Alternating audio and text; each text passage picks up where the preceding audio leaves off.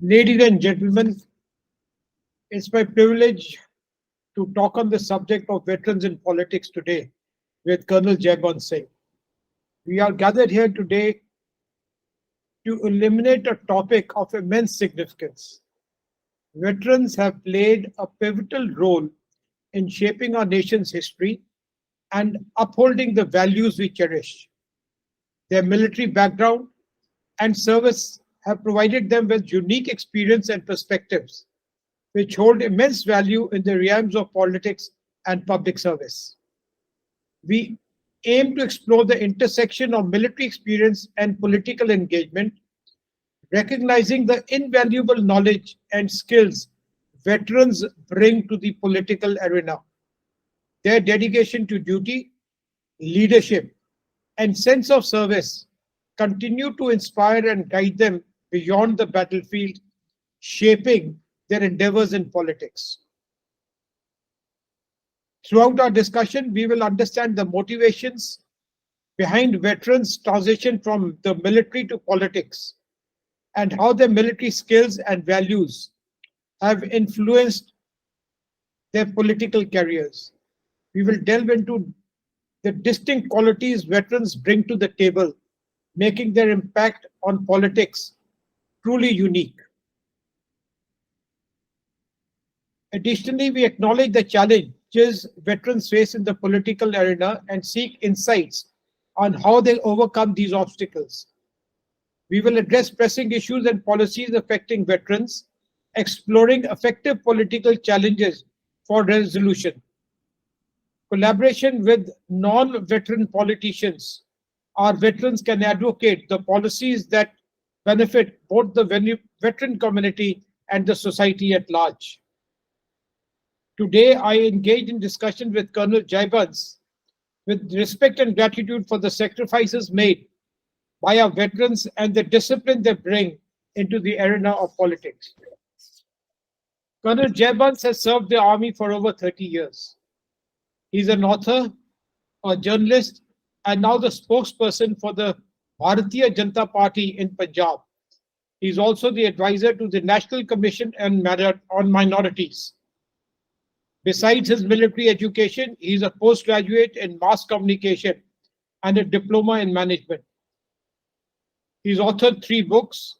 One is on J&K, the other on the Armed Forces Special Powers Act, and a chronicle on the Sikh Gurus. I begin by asking Col Jaibans if he could just go over his military background and the service to the nation that he's done before he entered into the realms of politics. Col Jaibans. Thank you very much for inviting me to this discussion. I am privileged, and I think that I'm really going to enjoy myself over here in interacting with you today. So basically, you see, 20 years of my career was spent in the Armored Corps. I served on the deserts. I went to Sri Lanka. I went to the Northeast. Very unusual for an Armored Corps officer to travel to all these places. And then after that, I got into the system of information warfare after doing my course. Jaibans, if you could just sort of talk of what does the Armored Corps do in the military? Because our audience may not be very well versed. Okay, fine. So Armored Corps is the tank branch of the Indian Army. It is earlier it used to be the cavalry, and people are very fond of seeing those horses going all over the places. But later on, the cavalry, the horses were replaced by tanks, and the Armored Corps played a sterling contribution, especially in starting from World War I and going on to World War II, where the greatest tank battles were held. And the Indian Army has got about 60 odd Armored Corps regiments. We hold the state-of-the-art T-90, T-72 and T-90 tanks.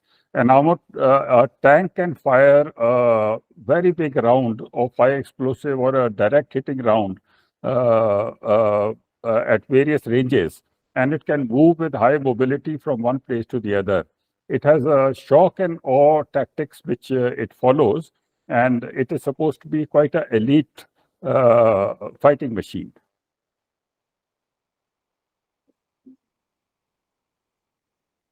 How did your military experience shape your views on politics and public service? Sir, for the first 20 years of my life, when I was in the Armored Corps and I was in active service, I really, very frankly, hardly ever read the paper. There were better things to do, and there were no politics in my life. I hardly knew what is happening in the world. It is only once I did this course in journalism and mass communication out of, I always felt that I wanted to write. And the army posted me into the information warfare cell of the Northern Command, that I actually started seeing what politics is all about. In fact, after that, it was only politics for me. That is in 2001 I joined, 2003 I joined. So it is about 20 years now. So after that, it was only politics for me. And since I had grown up in Jammu, I knew a lot about J&K as it is. So over there, but that was also politics which was totally concentrated to China, Pakistan, and Jammu and Kashmir. But I became quite a master at it. And I stayed on to that for a long time. Once you learn the nuances of information and how information is to join up with politics, then once I came out, then I was into the same thing all over again with the Asian News International, where I was a director for 6 years. And of course, since I wanted to work for the country, and this was a domain in which I had certain amount of skills, I continued my work with my own website, defenseinfo.com. So for about 17, 18 years, I have been an expert on J&K, and now I'm concentrating more on Punjab because I live over here. Generally, in the armed forces is not political in nature. So how did the politics step into your life, and you started to have political opinion? When did all this happen? Very nice question, sir. So see, once I got into the information domain of the army in the Northern Command, and after that, because of my work and my experience, I was posted to the Additional Directorate of Public Information, ADGPI, in the Army headquarters for another 3 years. Over there, one had to work. You see, the situation in J&K is such where the political environment has to be sort of meshed with the military environment. So my job was to understand and analyze the political environment and give the information to my seniors as well as the environment outside, the journalists and this and that, tell them the correct perspective. So for me to understand the politics of J&K was very, very important for the 6 years or 7 years that I worked in this domain in the army. And after having done that, after having gained that expertise, when I came out, I felt that it was my duty to carry on with that work.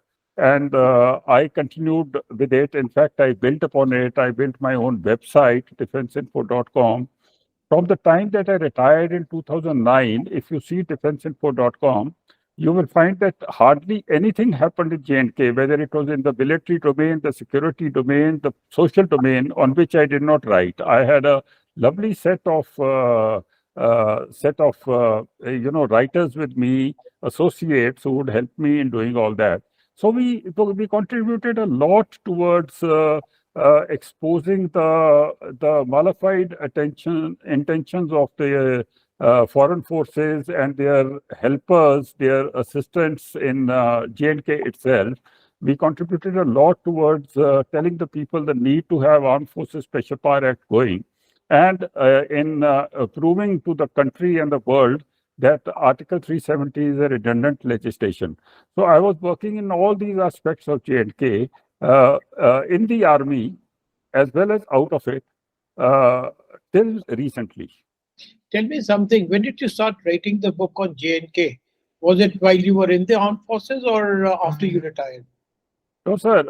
I wrote that book after I retired. You see, I realized since I was keeping a record of all that was happening while I was in the Northern Command as well as ADGPI. So when I go for seminars and when I used to go for seminars and discussions, I found that everybody was talking from 1947 onwards. And by the time you reached the present times, the people had lost their energy to discuss any further. So what I did was that I started the book from 2001, 2002, I think, sometime around that time.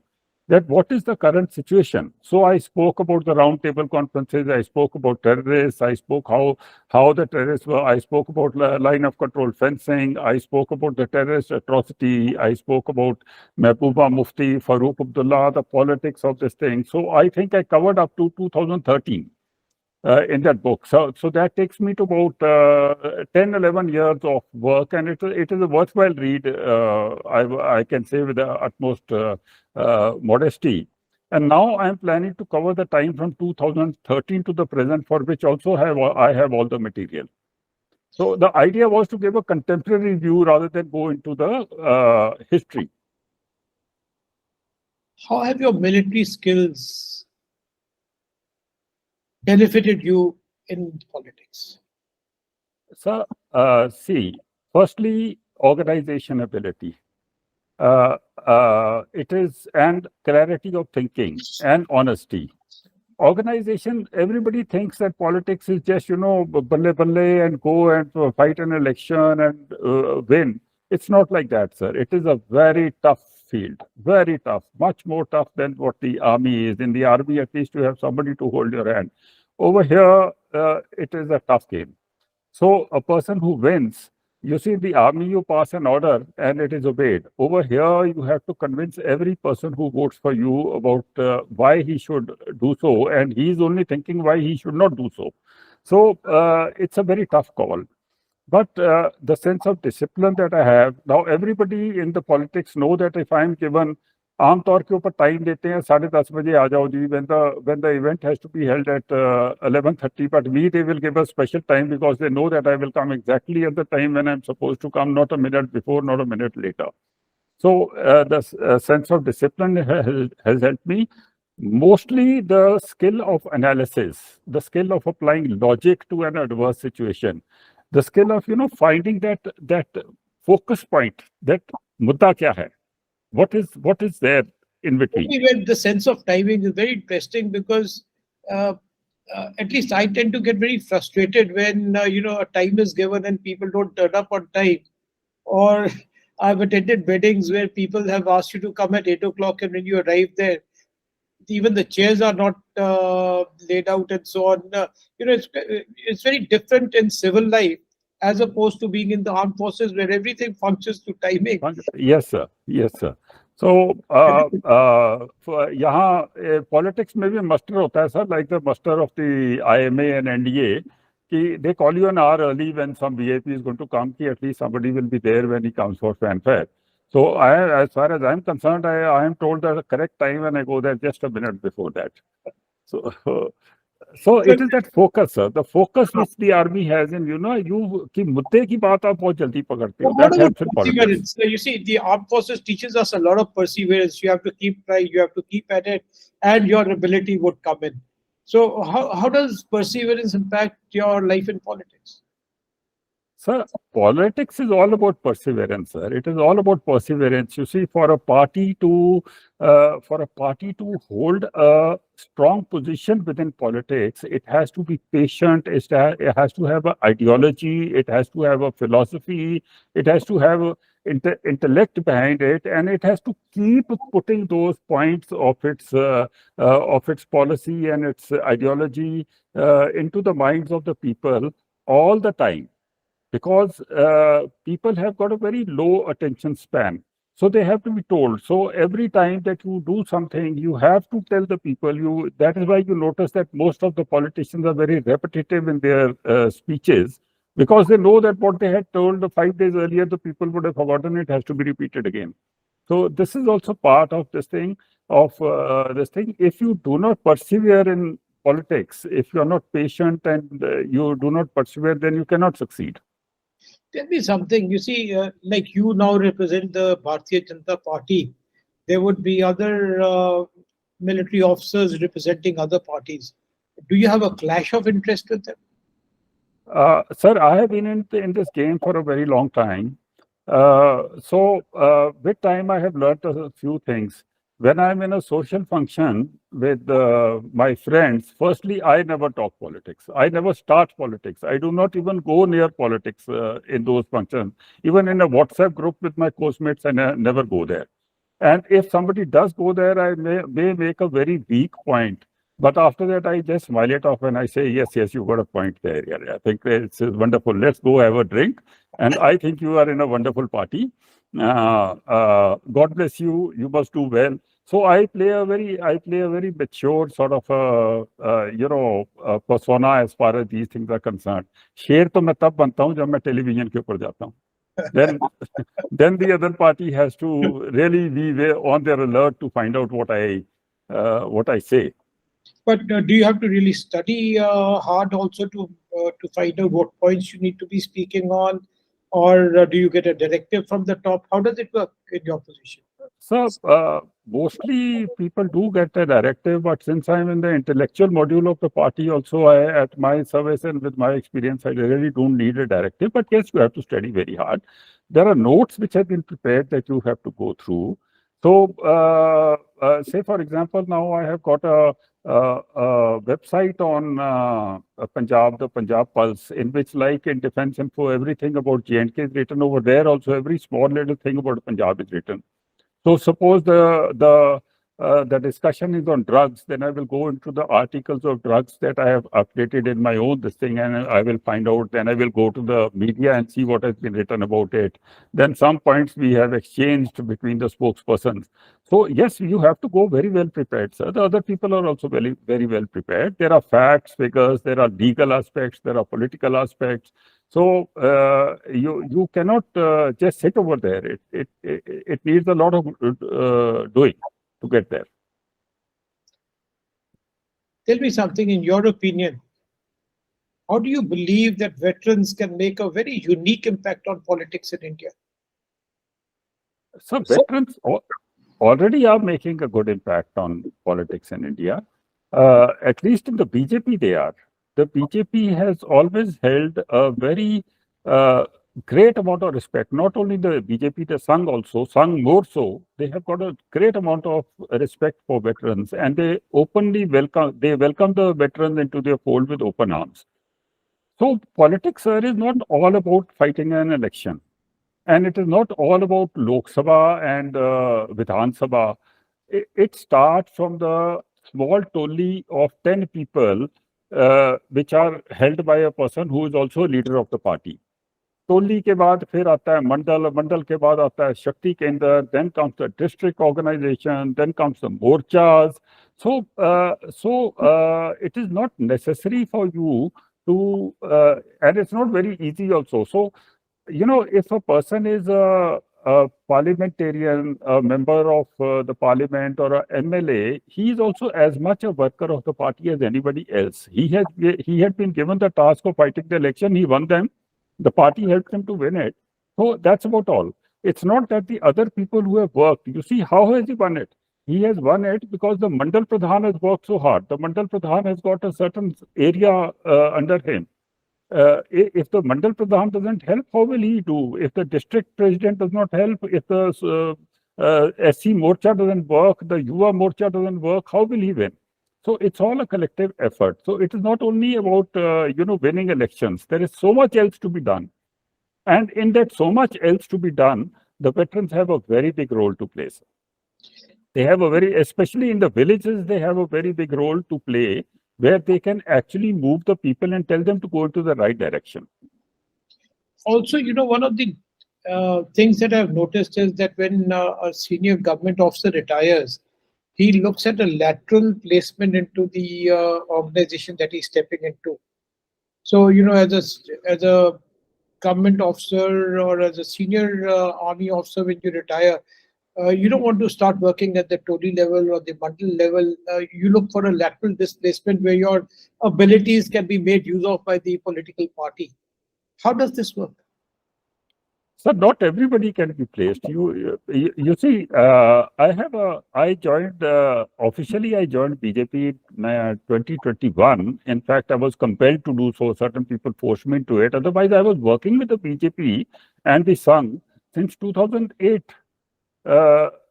Because my thoughts when I started working independently on J&K, I started thinking that what is it? You cannot work without an organization, sir. It is foolish to work as an individual. So I started thinking that who is it? मेरी thought process किसके साथ ज़्यादा मिलती है? So even though I had very good friends in the Congress party, I still have those very good friends. I did work with them, but my thought process was more aligned with the thought process of BJP and Sangh. So I started working with them. So from that time, the association started. And on that basis of the association, when I came over here, I was senior enough. I knew enough about their organization and their people to get into a very senior position that I am in now. But for everybody to get over there and to understand, they give a lot of respect, sir. They give a lot of respect. And there is no such thing as position and things like that over there. A person has to think, he has to find out from himself that where he would like to work, and only then he should join a political party. Otherwise, there can be frustration. That is so right, actually. There's so many veterans who do enter politics, but they sort of get disgusted and leave after a bit of time. They want to. You cannot go into an organization. You see, we have lived our life. We were masters in our own profession. We reached whatever pinnacle we had to reach over there. For us at our age to join politics has to be only with the spirit of contributing towards the national cause, the national strength, and we feel that the party that we have joined is the best party to take us into that arena. So if you go into the party as a simple worker and you try to adjust yourself to that level of being a simple party worker, you will learn the nuances also, and very soon you will be given a place of more responsibility also. But then you cannot, I mean, just go over there and say कि ये इनको politicians को तो कुछ आता नहीं, तो मैं इनको सिखाता हूँ. Which normally Faujis have got a habit of thinking that politicians are all fools. They are not fools. They have put in a lot of effort to get where they were, sir. And they deserve to keep their place also. You have to find a place for your own self. A lot of veterans overseas have been very successful in their own countries. Like the Prime Minister of Israel, for example, and a lot of Prime Ministers in the past in the UK, like Churchill, and presidents in the United States, they've all come from a military background. And they've been very successful. But I have not seen very many veterans from within India being as successful as those that have been outside. What would you say? I suppose to reach the pinnacle of politics, those were the times when after World War II, the armed forces with their organizational abilities and they had the best minds which were serving over there, and they had the organization abilities also, and there was a shortage of people, so maybe some people reached over there. But how do you think we can compare with a person, say, for example, Modi ji? He has started from rock bottom, what I was talking about to you about a mandal, a district, a general secretary, a chief minister.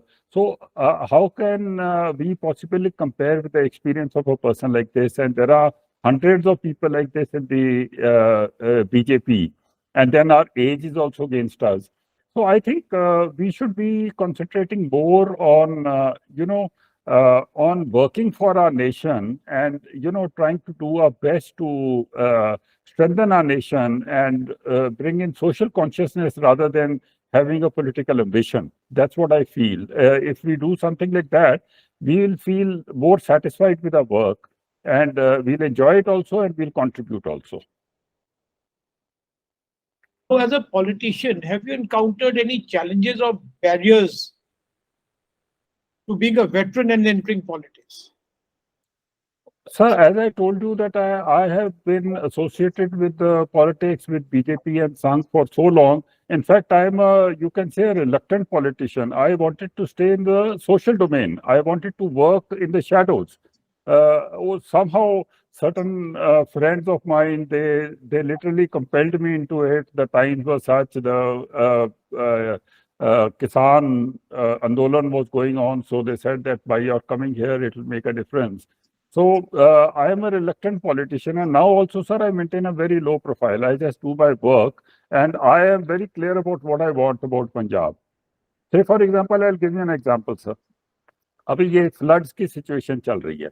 My single focus is that Punjab should get the maximum possible assistance from everywhere, whether it is the AAP-led government or it is the BJP or it is the NRIs. So I have been working on all fronts. When I go to the media, I blast the AAP for not working. I've got all the facts and figures with me, so they cannot refute me. As far as our government is concerned, I've written a letter, I have prepared a note and told to them what they should be doing. I have been telephoning my friends, NRIs, that they should come over here and help, and I will assist them if they want to do. So this is how you see the social work, and it is also quiet. Nobody knows that I'm doing it.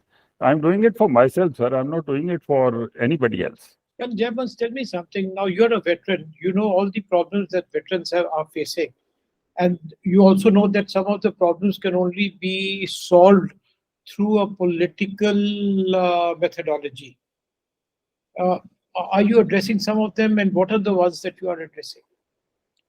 So, very frankly, I think most of my friends are common friends who will be watching this. I have not been very much into this OROP agitation, sir.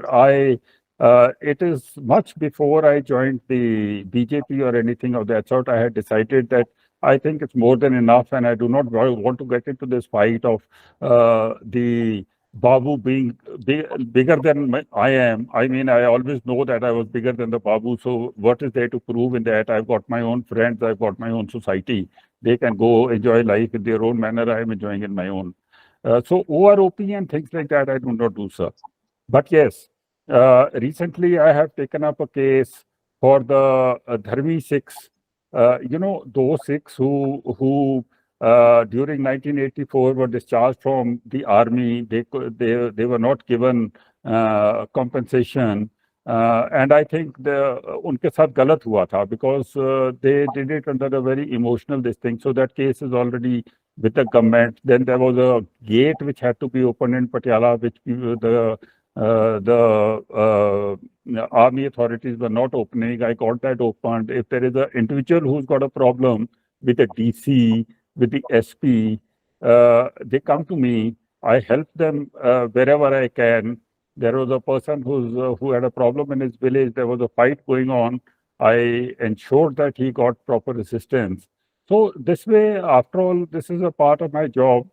And I do whatever I can. Mostly the veterans of Malwa region, they are in touch with me through so many groups, and personally also they come and meet me.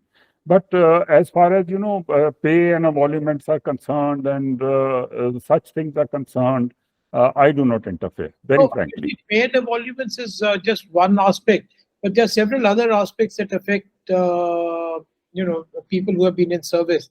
And one of the issues that, I'd like to point out is that I read the other day that cadets, while being trained, if they get injured, they're just voted out without any medical assistance for life. Now, I think that's a very serious issue, and there are issues like these which one could always take up. Yes, sir. Definitely, I will be looking into this issue, and I will take it up with the government, sir. Most of the issues that are concerning the soldier, which can be taken up by the government, I am taking them up with the government through the National Minority Commission, sir. I am taking up a lot of things. I am taking up. वो जो helmet का हुआ था, वो भी you are well aware. We took it up, and the matter was killed there and then. So whatever comes into my view, I have the access to the ministry. So I do definitely take it up over there, whether it is individual or it is collective, sir. Because there are lots of issues which actually don't surface out. You only hear of the bigger ones. You don't hear of the small ones, which are very irksome, and they also contribute to the morale of the armed forces over a period of time. Sir, in local areas, there are many issues which come up. And since we have the facility of, getting into contact with the local government also and the central government also, we take those issues very seriously. In fact, if there is a Sikh soldier from Punjab who's got a problem, we convert it into a minority issue, we send it to the minority commission and we get it done. So those issues, and as far as big issues are concerned, like the Singh issue that I was talking to you about, and Sikhs not being the number of Sikhs which are recruited in the army going down and all, we are very concerned with them, and we do take whatever action we possibly can, sir. And also, one of the things that really happen is when soldiers come back on leave and they have the Sildar level problems or a Patwari level problem, and these two category of people are never available at the village level. So, these are concerns which are there. Probably you could open up a cell for the ex-servicemen grievances or something.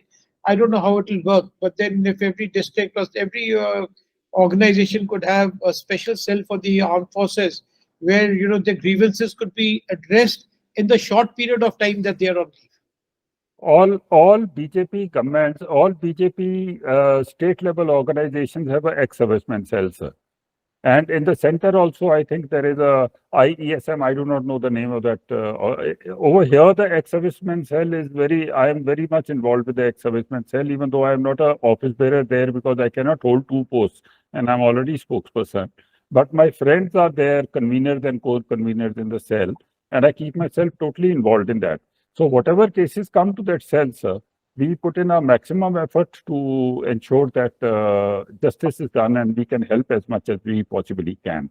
We are also planning to do a lot of other things. So we are planning to start recruitment trainings in Anandpur Sahib and in other places because we find that our Sikh boys now with the change in the kind of in the recruitment pattern in which you have to answer the test first. Rather than the physicals, it does not suit us. And then we are trying to get Punjabi into as a language for the test. So there are issues which come to us, sir, which we try to do whatever we can possibly. Well, I think that's excellent. But have you observed that what is the number of ex-servicemen or veterans who are actually joining politics now? Have they increased, decreased, or changed? Has there been a change over the last 10 years? Sir, I have been here for a very short while, but yes, in the BJP, there are a lot of veterans. I do not know about the Congress party. And we have a lot of veterans at the ground level also. What I told you now, mandals and this and that, mandals and Shakti Kendras and at the ground level. You've got a lot. I've got a mandal that's in my own place, in my own Patiala mandal. Ex-serviceman, he's from the Sikhala unit.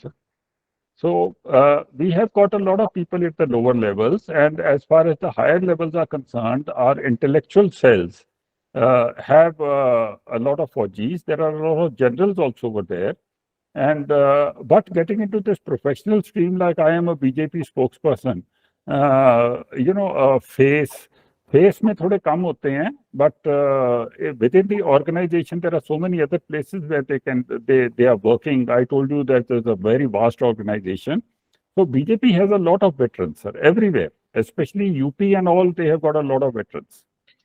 Do you find it simple to work with the other politicians, or is it difficult, or is there a lot of adaptation that you've got to do? How does it work for you? So earlier I was very brusque, is that the right word? Brusque in my way of talking, and I was very to the point, and you can say very abrupt. Whereas politicians are very calm, collected, respectful, and especially when they see a Fauji coming, they actually get overawed. So most of the time when I walk in somewhere, a lot of people stand, Colonel Saab aage. And even if say a very senior person has to speak, in any case, they are very polite. They will give you a special respect when they speak to you. But now I am also learning to be equally polite. My language is also, at least at this age, I have learned to use a patient articulation of my views, which was not there earlier. पहले तो डंडा मारते थे ना. So recently, my daughter, my small little child, my granddaughter, she can hardly speak. So she was in my daughter's lap and she did, kapu pa chota, tota, tuta, tuta, and she walked away. So I told her, मैंने कहा इसमें officer like genes आ गए हैं कि अपनी बात करो और चल पड़ो. किसी की सुनने की जरूरत नहीं है. Who are the veterans who really done well in politics in India? I can talk of Major General Kanduri. Kanduri, yes, sir. Major General Kanduri is there. He is the one, and then Captain Amrinder Singh from the Congress. Or Captain Amrinder Singh is more of a politician than even though Fauj is in his blood. I mean, he thinks, talks, speaks only the army. But he has been in politics for a long time. So he's a seasoned. Ajay Yadav is sir. Ajay Yadav is there in Haryana. Then VK Singh is there. Then there are so many who have been made governors. Major Rathore from Rajasthan. Rajavardhan Rathore is there. हमारे तो बहुत है sir. In BJP there are many फौजीज. In Uttarakhand में बहुत हैं sir. भरे पड़े हैं फौजी. उत्तराखंड के सारे villages के प्रधान, मुखिए, everybody is a फौजी only.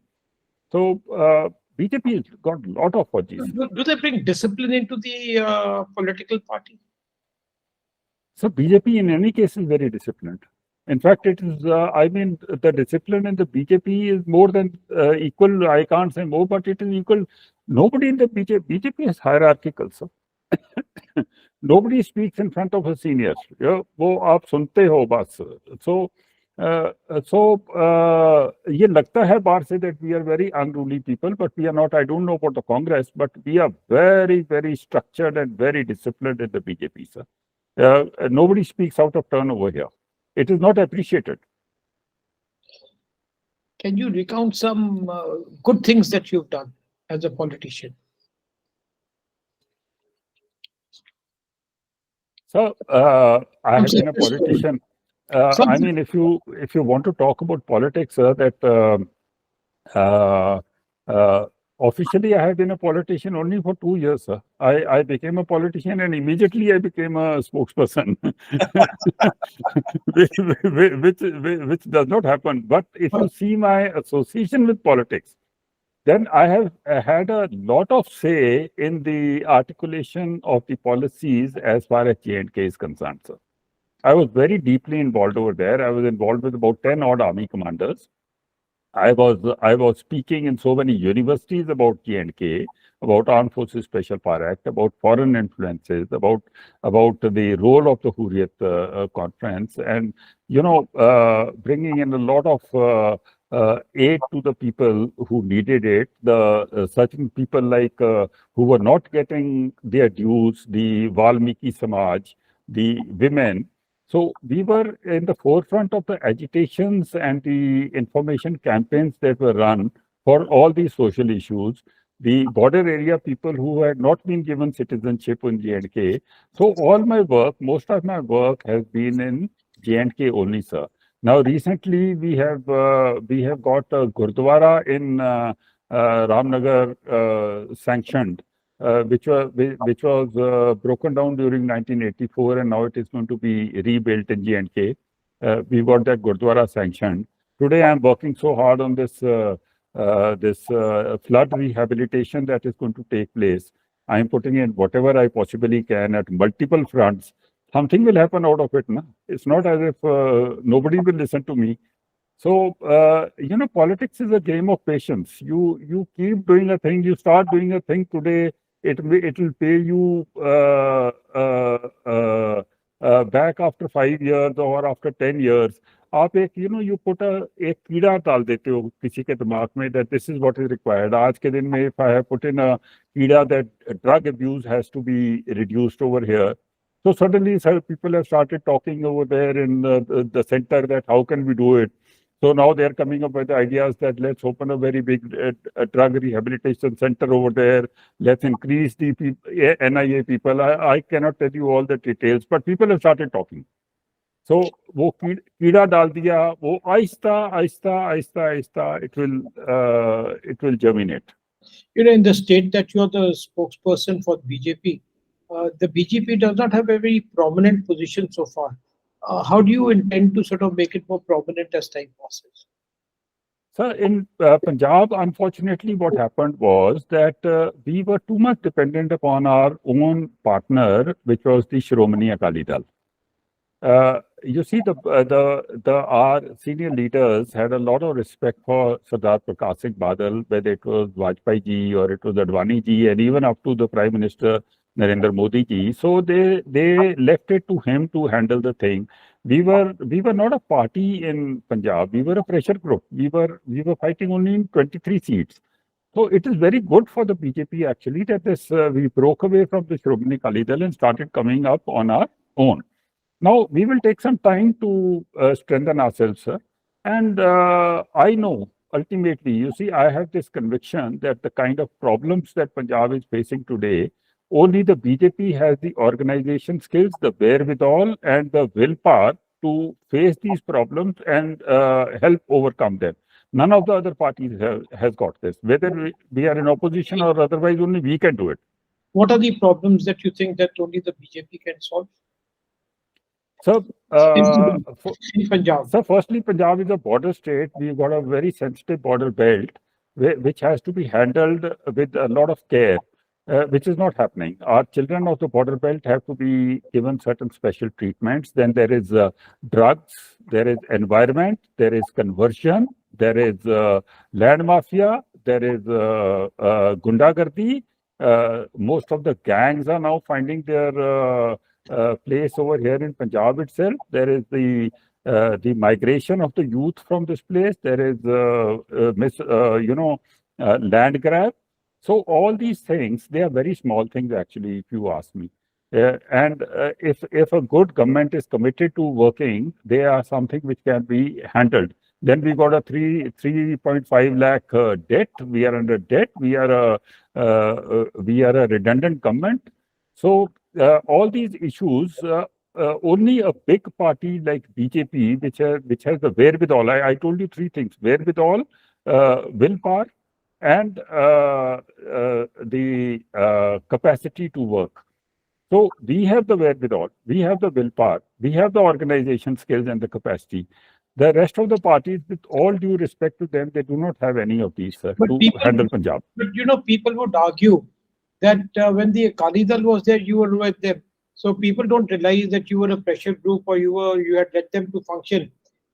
Everybody feels that it was the BJP-led government. Though in actual practice, Mr. Badal would be probably doing something, but the name was BJP. And all the things that you mentioned, therefore, have been continuing for over 10 years. And now the Aam Aadmi Party says that because the BJP had destroyed everything, we have come to sort of resurrect everything. They say more of that for the Congress than they say for us, sir. And since I am the spokesperson, I make it very clear that we have nothing to do with it. We are here to build. So that is why, sir, we will take some time to actually find our feet. But once we come to Punjab, that we are not leaving Punjab for the next 20 years, I can assure you that much. The power in Punjab will stay with us and we will get Punjab onto the right track. It is my promise to you. What are the problems in Punjab?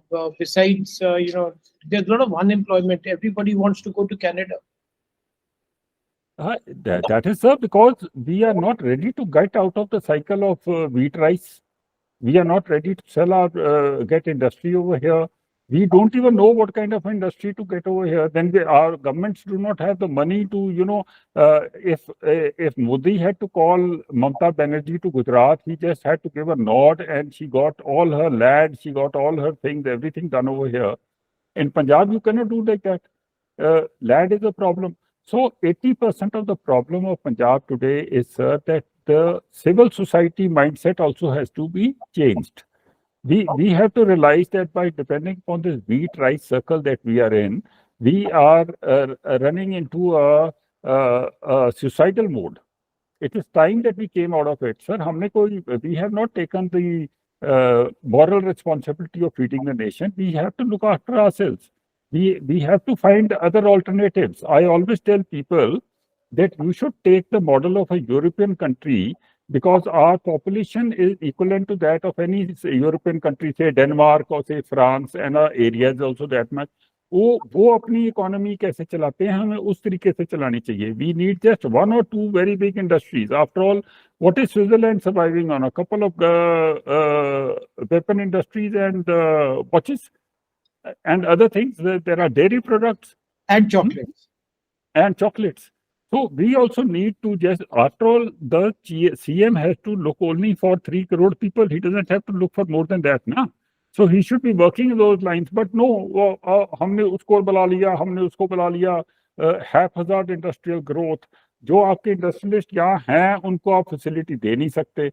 You want to give free water. Why do you want to give free electricity to people? Why do we need it? Do you think I need free electricity? No, because you don't need it, but people who are given give votes.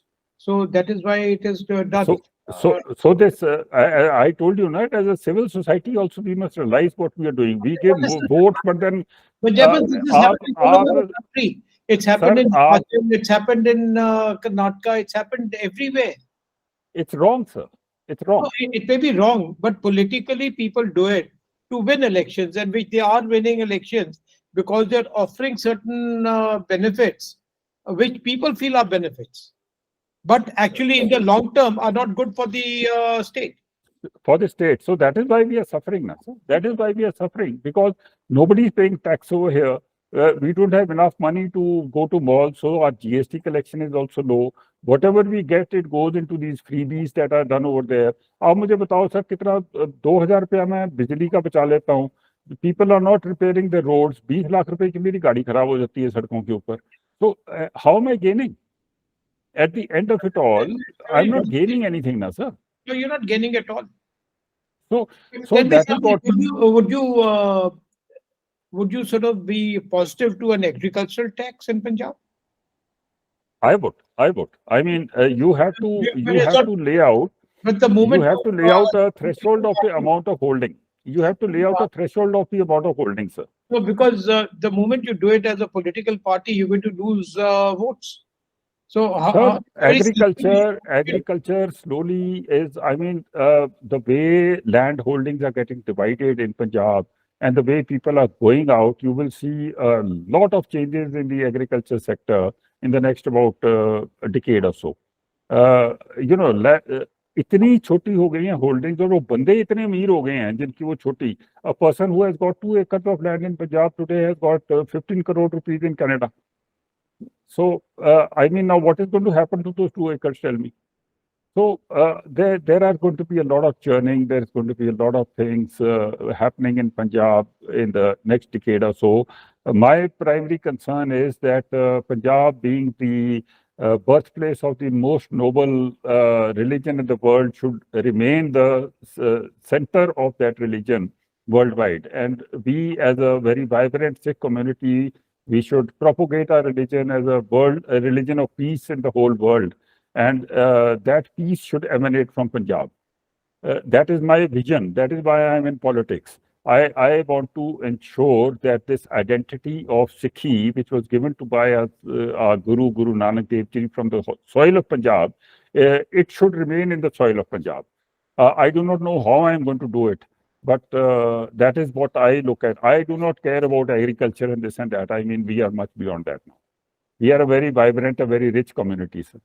Tell me something. What advice would you give to veterans who want to enter politics today?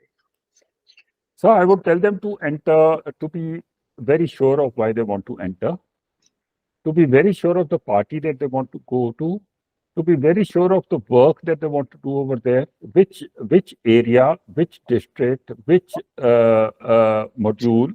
Are they in that for electoral politics, or are they in that for, like me, in the intellectual stream? And if that, then are they for Faridkot? Are they want to fight an election of a sarpanch, or they want to be a district president, or they want to be a mandal adhyaksh? What is it that they want to do? They want to serve their community. They should be very clear about what they want to do, and then they should talk to the leadership of the party and tell them that this is why I'm coming over here to start with. So you will have to give this to me. ऐसी बल्ले बल्ले कह के चले जाना और बाद में कहना that I'm going to change the whole of BJP in 10 days is not going to happen. Generally, at the lower level, is there opposition to veterans entry? No. There is no opposition to veterans entry anywhere, sir. And there are too many people who are doing very good work at the lower level. And let's say a veteran was to join and somebody was to ask you, what are the issues that a veteran can normally sort of impact the state of Punjab with? What would you tell them? No, if a veteran would join, firstly, I would ask him exactly what I told you, that where do you want to function? You want to function in Faridkot, you want to function in Patiala. If he says, I want to function in Patiala, then I would tell him that, okay, I'll put you through to the district president of Patiala, go and have a chat with him. If he wants to be the district president in Patiala, then how does he have a chat? How can he be the district president of Patiala, sir? He cannot. You have to work on ground. You have to prove yourself. You have to have that many. The district president of Patiala knows 10,000 families. So it is only when this person knows 12,000 families that he will become the district president of Patiala. It is not just because he's wearing a smart shirt that he will be made the district president, or he thinks that he knows everything about politics, which he doesn't. So that's very interesting, actually, because people think that politicians are they don't do any work and they get a pension, and for being 5 years in the Vidhan Sabha, they get a pension for lifelong or something like that. There's a lot of opposition there. What do you think of that issue? It is. I mean, I see it in my WhatsApp columns also. So I normally tend to keep quiet about it. You may keep because I feel that you would have an opinion on it. But you would certainly have an opinion on it. Yes, sir. I have an opinion. My opinion is that politics is a very challenging and a very difficult game being played at multiple levels. It is at the social level also. It is at the electoral level. It is at the power-based level. There are certain people who come there for power. Certain people like me there for social. There are people who are for elections, who have got a family name too. But whatever it is, it needs a lot of dedication. It needs very much a lot of hard work, sir. You see this Sunil Jakharji, who has become the district president, he must be hardly getting 2 or 3 hours of sleep, 4 hours of sleep in the night, sir. And he doesn't stay in the same place for 2 days at a time. The family life disrupted, your personal life disrupted, your health gone for a 6. You cannot take a walk. You are surrounded by people all the time. It is not easy, sir. ये कहने की बातें हैं कि ऐसे होता है. It's even the smallest of leaders, the Mandal Pradhan also has to keep working incessantly throughout the year. Only then you get the kind of votes that the BJP gets, sir. People, it's not easy to influence the Indian voters. It's not easy at all. Then why would you be a politician? So, no, I am here for my work, sir. I have told you that my focus earlier was only on J&K. Firstly, my focus is only on strengthening India. Why would a veteran like to be a politician if it's the type of life that you have a very disrupted way of living? For the sake of the nation, sir. After all, what are we doing? I mean, by being in politics, I stay 4 or 5 hours away from my wife in the day. Now she's become a better politician than I am. When we have a discussion, she has better ideas than I have. So, for the sake of the country, sir, for the sake, I mean, when we have nothing better to do, why should we not contribute towards a noble cause with a organization? You can't do it alone, na, sir. You can't do it alone. You have to have an organization with which to function. फिर आप लोगों को मिलते हो, आपको इज्जत मिलती है, आप कपड़े पहनते हो, आप समोसे खाते हो, आप हंसते हो, खेलते हो. Better than playing golf, I'm telling you. I agree with you. So, I think you've covered a lot of things, and I'd like to conclude now. Veterans in politics is a topic of immense significance to a majority of the people. And today our discussions have actually shed light on the invaluable contribution and experience that you as a politician have brought to the political arena. The military background, generally with all politicians all veterans who enter politics, the military background does instill in them a sense of duty, leadership, and service ability, making them vital assets in shaping our nation's future through public service. And we've explored the motivation behind veterans' involvement in politics, the unique impact that they can make, and the challenges that they encounter in navigating the political landscape. We've also learned about the key issues and policies affecting veterans, especially in the state of Punjab, the problems that the state of Punjab faces today. And I hope that we are able to, as veterans, carry the lessons that we have learned into politics and have more and more veterans entering politics so that the future of our nation is secure and we are moving in the right direction. Thank you very much, Col Jaibans, for your time and effort. So it was wonderful speaking to you. As I said that I'm going to enjoy it. I do not know whether I said anything right or wrong or whatever it was. I was speaking off the cuff, but I had come here to enjoy the discussion and I did so. I think it's Thank you very much, useful.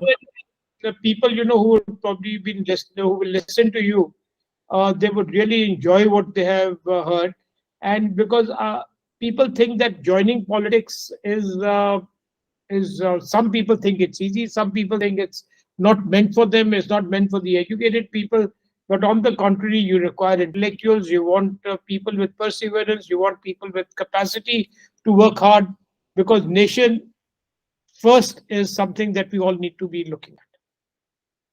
Thank you very much. Thank you, sir. Thank you very much, sir. Thank you.